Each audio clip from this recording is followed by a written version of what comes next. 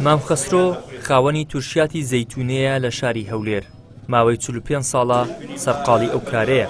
لەگەڵیشیدا چەندین داهێنانی جیاوازی کردووە لە جۆرە جیاوازەکانی تورشی و زەیتون کە لای ئەو نەبێت لای هیچ کەسێکی دیکە دەست ناکەوێت.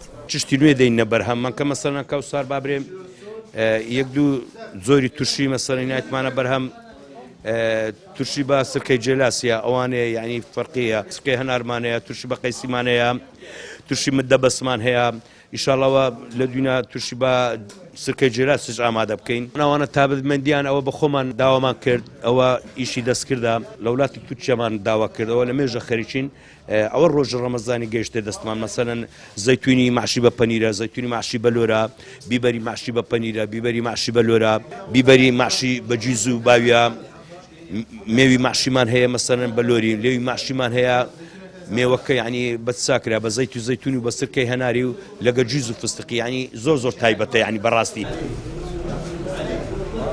لەگەڵ هاتنی مانجی پیرۆزی ڕەمەزان خواستی هاوڵاتیان بۆ کڕینی تورشیات زیاتر دەبێت.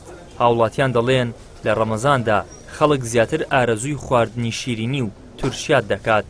زمانێکی زۆرە دەمە خزمەت جەنابیان حقەتەن تورشەکەی تورشەشی چاکە و پاکە و کوالتەکەشی زۆر باشە لە فەزلی خوای گەورە تورشاتەکەی زۆر باشە هەر کە ڕەمەزان داهات خەڵک هەمووی واجهەی لە تورشاتەکەی کاخەسرۆیە ئینسان هەر عادەتەن وە کە بە ڕۆژی بوو نەفس داوای هەموو شت دەکا بەڵام لە چی لە شتی باش ئینسان زۆر جێ نەداتە نەفس. ئێمە لە پیاوچاکان و ئەولیان و ساڵحان جێمان لێ بووە دائیمان ینی محاولە بکەی زۆری مەخۆ. ئەمانەوە وەڵاو چ لە هەشتاوە یەک دەناسێت چکەمە زیران بووین توانێ بۆ چەند ساڵ پێکڕینە توانێت قەسای بمانەیە لەو تەنیشتە ئێمە عالم زۆرەشی دێ بە دلیڤەریش دەبن.